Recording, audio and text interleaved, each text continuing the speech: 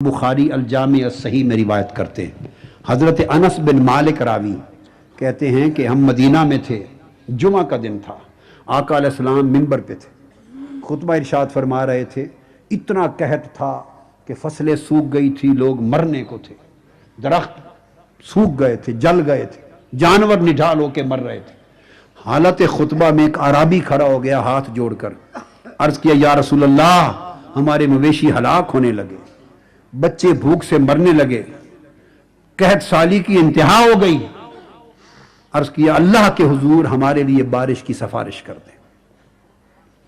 हदीस पाक में आता है कि आका अलैहिस्सलाम की जब फरियाद सुनी तो हालत खुतबा में मेरे मुस्तफ़ा के दस्त यकदस उठ गए और आपने दुआ की। सहाबा कहते हैं, उस जात की कसम जिसके कब्ज़े कुदरत में मेरी जान है, आसमान साफ थे, बादलों का कोई टुकड़ा ना था, बस अभी हाथ मुस्तफ़ा के उठे थे कि आसमानों पर बादल उमंडा है, और हाथ अभी नीचे नहीं आए थे कि मूसलाधार बारिश शुरू हो गई। हत्ता कि आका जब मिंबर से उतरे तो रीश मुबारक से पानी टपक रहा था, और फिर बारिश रही। अगला दिन फरमाते हैं कि 8 दिन गुजर गए, अगला जुमा आ गया, बारिश एक लम्हा नहीं थमी। आका अलैहिस्सलाम फिर खुतबे के लिए मिंबर पे, खुतबे जुमा के लिए फिर आराबी खड़े हो गए। अब वो रास्ते भर गए, वादियां पुर हो गई, नाले बहने लगे, लोगों के चलने की जगह ना रही। खड़े हो गए, या रसूलल्लाह अब मर गए, खुदा के लिए अब इस बारिश को थमा दें, रोक दें। तो हदीस पाक में आता है, मेरे आका ने उंगली खड़ी की और इस तरह का, अल्लाहुम्मा हवा अलैना वला अलैना, वो अर्श से फर्श तक कायनात उनके ज़ेरे नगी है। हाथ खड़ा हुआ, अर्ज किया, बारी ताला हमारे इर्द गिर्द हो, ऊपर न हो। बस जो उंगली का इशारा करते थे, सहाबा कहते हैं, खुदा की कसम बादल फटते जाते थे, दौड़ते जाते थे, इर्द गिर्द जिन्हें जरूरत थी बारिश रही, जो वादी भर गई थी वहां रुक गई।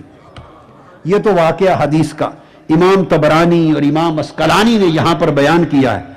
वो कहते हैं, जब मंजर ये हो चुका तो हदीस पाक में है, कहते हैं आका अलैहिस्सलाम ये मंजर देख के खुश हुए, और इतने खुश हुए, लोगों आपके ईमान की जिला के लिए यहां वो बात आ रही है।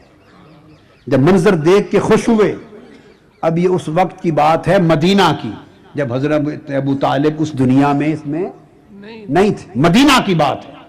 तो जब खुश हुए मेरे आका और मंजर देखकर, और हदीस में आता है कि आप इतने हंसे कि दंदान मुबारक नजर आने लगे मंजर देख के, और एक ही बात कही, क्या?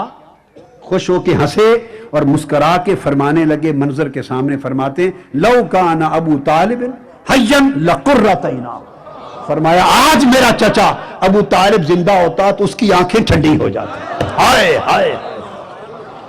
अब ईमान से कहिए, ऐसे मौके पर कौन किसे याद करता है? कोई किसी काफिर को याद करता है? जिसने नबी का कलमा न पढ़ा हो उसको याद करता है? जो दुनिया से हालत कुफ्र में गया हो उसे याद करता है? यह भी कह फरमा सकते थे, मेरे बाबा अब्दुल्ला जिंदा होते, मेरी अम्मा आमिना होती, खदीजतुल कुबरा होती, फलां होते, जिसने का नाम चाहते ले सकते। मगर एक वजह तो यह थी, आका को वो याद था कि जब कहत होता तो मेरा चचा अबू तालिब मुझे उठाकर सेने काबा में ले जाकर मेरे चेले का वसीला देकर बारिश मांगता था, और बारिश आती थी।